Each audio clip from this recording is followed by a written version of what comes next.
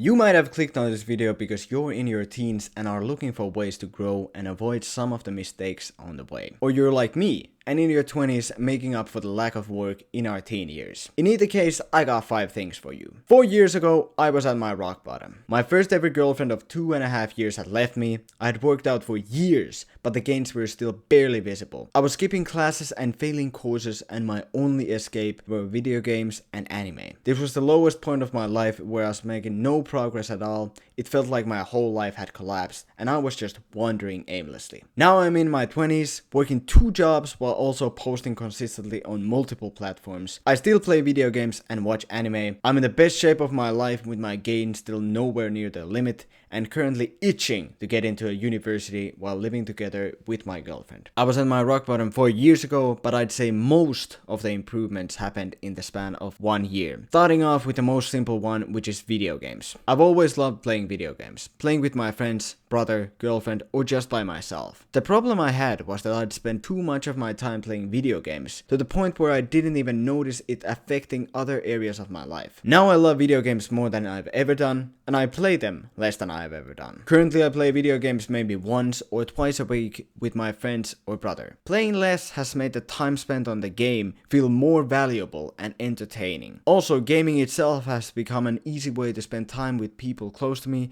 since now we live apart from each other. Next thing, relationships. Relationships, whether it be with friends, family, or a partner, are something I believe you can never be too good at. You can always improve the way you interact with other people and learn something valuable from each bond. I spent most of my time in primary and high school befriending every single person, trying to gather as many people towards me and being a people pleaser. But I wasn't getting better along. I was just staying on everybody's good side. I also just didn't let anyone close to me, so the relationships I had were shallow. And now look at me, sharing the same thing for everyone to see and hear on this platform. Surround yourself with people that are fun to be with, that you can be vulnerable towards, and that inspire you to be better. Third thing, studies. For all my school years, I've sucked at studying. I haven't done my homework, gotten okay and not so okay scores on tests, and barely passed high school. Last year, I picked up reading books as a hobby, and it clicked. The reason I had never wanted to study, or why I always felt so bad at it, was because I didn't know how to read. Well, I did know how to read, but not how to read well. Now I always have at least one book that I'm reading at the time, and I've noticed I have improved in many skills thanks to reading. When speaking, I don't run out of words like I used to. My speaking is way clearer and fluent, and my writing has gotten way better and more understandable. I heavily suggest reading. If not for improving yourself, then purely for entertainment. And this is coming from a dude who despised reading books more than anything. No kidding, I actually hated books over anything in my life. Fourth thingamabob, gym. Back to bro science. So for pretty much at least half of my close to 7 years of training, if not more, would have gone to waste according to people on social media.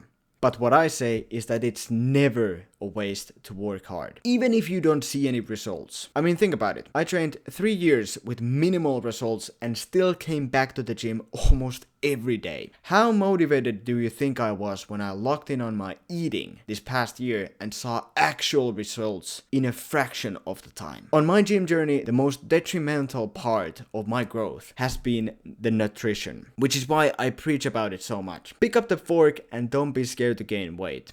You can't build muscle mass without the mass part. Fifth and last thing, mindset. The most changes happen in your head, in your thinking, and in your mindset. What changed my mindset completely was curiosity. Back when I was a little kid and even as a teenager, I was really curious about a lot of things. I loved learning about space, the oceans, dinosaurs, and all sorts of unusual lore. But somewhere along my journey to adulthood, I lost my curiosity. No wonder my life was all grey and meaningless when my joy of learning and discovering was gone. Only after I got my curiosity back through things such as reading and tabletop role-playing games like Dungeons and Dragons, did I start to change completely. And that's what I want for you too. No matter if you're in your teens, in your 20s, or in your 80s, be curious. Find something that makes you curious.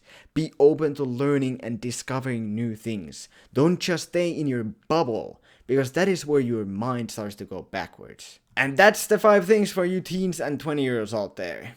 I have made so many mistakes and probably wasted so much time doing the wrong things in my teen years and in my 20s, but I mean, time passes anyways. No matter what you do with it, it will go forwards. And I'm glad I wasted as little as I did figuring out what I did. Hopefully this video helped you in some way or helped you realize something. If not this video, then maybe one of the future ones I'll be making. And if you like this sort of content, a little pause from all the brain rot and hyper edited videos, it would be nice to have you watch my future videos as well. Now go out there, improve yourself, stay curious, and make the world a little better place. Even if it is one dice roll at a time.